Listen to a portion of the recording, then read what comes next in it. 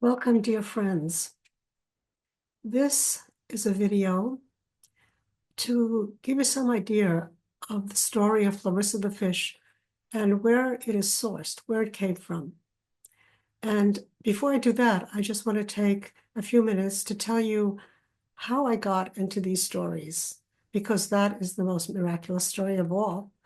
So at the age of 35, I had what you call a crash or a bottoming out or existential crisis, whatever way it looks like. But my life as I knew it was not working, and it was more or less over.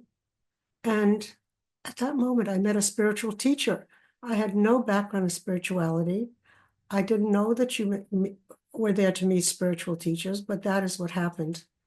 And so when I met him, he had a program and an organization that I entered, and immediately overnight on December 3rd, 1979, I woke up the next morning into a new world.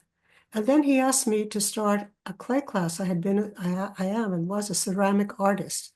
So he asked me to start a clay class for children in the program, of parents in the program. And I didn't want to do that because I was a one-of-a-kind ceramicist who had shows at 6 Fifth Avenue. My studio is pristine. I didn't like children messing up clay stuff there, but he wasn't someone you'd say no to easily. So he just asked me to try it, and I did. I tried. I have some children over ages 3 to about 7, and what happened was, well, all I can tell you is he said, I opened a door and you walked through it. And I did. I had no idea that I would turn out to be the fairy queen in this unbelievable kingdom with these little young people whom I knew what they wanted. And everything that I showed them and everything that I did with them, they loved. And we just had an incredible time together. So as this spirit club, Clayway, this continued, he told me that I should tell them stories. So I thought, oh, good, I'll tell them a story of Beauty and the Beast. I love that story. He said, no, no, no, no, you will receive your own stories. And that's what happened. I started receiving stories very much based on the teachings that I was going through. So I'd like to tell you a little bit about Florissa the fish, because I'd like you to buy it for your children or the young people in your life, any young person in your life from 3 to even 8, and to share this book with, to give it as a gift, because it has a lot of value. So the story is really based on the 4 temperaments from the Rudolf Steiner anthroposophic education from the Waldorf schools. And the 4 temperaments, as Rudolf Steiner describes them, are that we all come with a human being as part of a line of heredity. He displays these characteristics he has inherited from father, mother, and grandparents. Also, the human being comes with an individuality that he brings or she brings out of the spiritual world from preceding lives. So there are 2 streams coming together. And the kind of he calls it the connection between the ancestral line and what comes out from earlier incarnations. That is the temperament of a child. And that there are 4 temperaments. And we're going to talk just very quickly about them and the pros and cons of those temperaments. And I love the fact that Rudolf Steiner teaches that you don't work against them. He gives very specific ways to working with the temperaments. So this book is about a fish named Florissa, and she is a sanguine temperament. That's the first temperament. And I'm going to share her on here and tell you a little bit about the sanguine temperament. Okay, let's bring on Florissa. Okay, so here we are, Florissa the fish. So Florissa is a flashy fish. And all she wants to do from the beginning of her life is to get out of the environment that she was born in.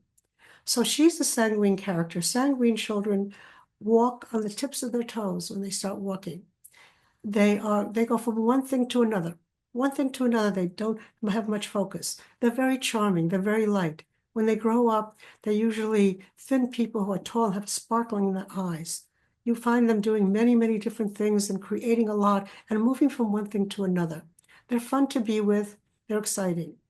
that's the pros. The cons can be that they can become just way out there. They can have ADHD and very, very severe focusing problems. But as a child, most children are sanguine. So there's Florissa. She's sanguine and she wants to get out of this water. Also, sanguine children, when we work with them, we try to out sanguine them. You don't tell them to calm down. You don't tell them to sit down. No.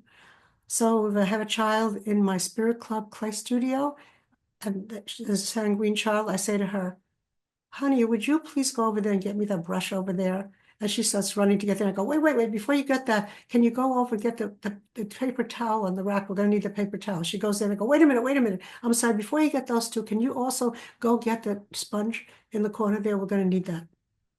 Okay? That child is gonna come down and sit down. So that's the Florissa the fish. Now let's bring on the second temperament, Sam Shark, the choleric. And here's Sam Shark, the choleric.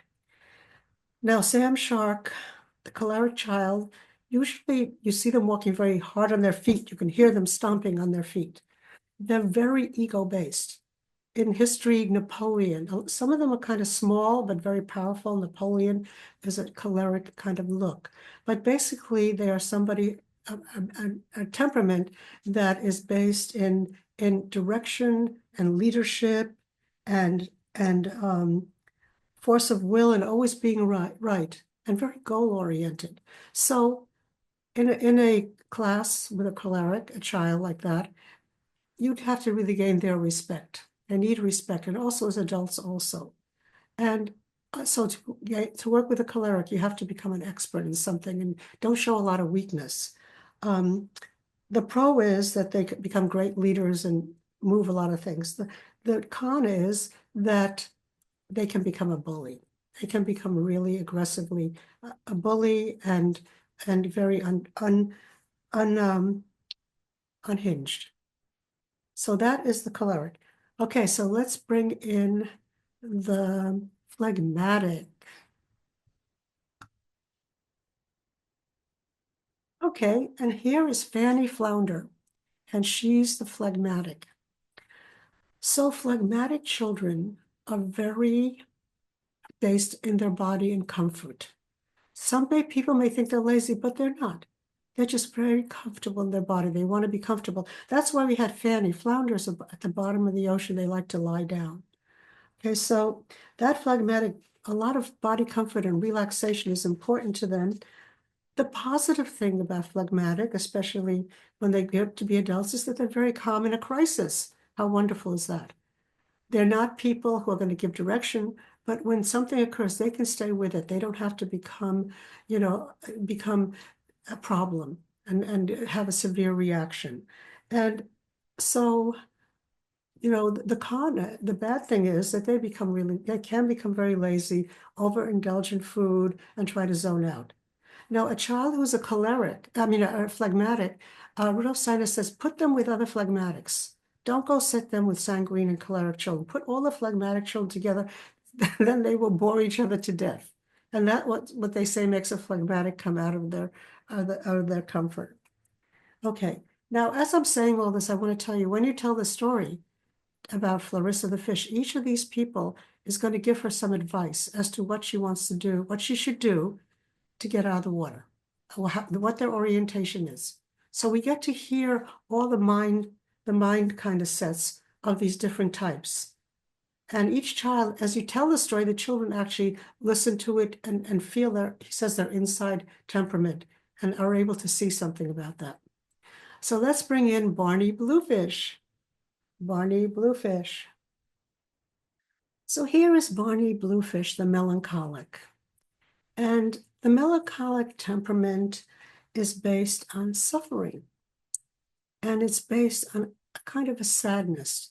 For young children, they're not usually like this, but some children will be like a little bit of a sensitive cast, a cast of feelings going around. And so as an adults that are melancholic, suffering to them is something that is valuable. that's something that you get something out of. It's an orientation to life. Uh, the very good pros about it is that they are wonderful people to have as friends. They're wonderful people to go to with our own problems. They have infinite patience to listen. They have like a depth. So they're empaths. And so to have anything that you want to deal with a melancholic, that's you're going to find a very welcome person. If you were to go with with problems to a choleric, they would say get over it. If you were to go to a phlegmatic with a problem, they may say it's okay, it'll all turn out fine, this too shall pass. So each one has a kind of a flavor of it. The con part of melancholics, when they get older, is there are people who can go into severe depression, clinical depression, who really begin to see the world through a glass darkly. So all these characters that come in here into Florissa the fish, she is going around asking them all how she can gather water. She's practicing, she's doing everything she can. And each of these give her some advice. They give her advice on what they think that should be done. And so you'd have to get the book to see what advice they give her and how she handles that. So before we leave, I just want to bring on the silverfish. Okay, here is a silverfish. And the silverfish part of Florissa, she wants to transcend, and she goes to different sources to help her to explain, to tell them of her need, and they give her different advice.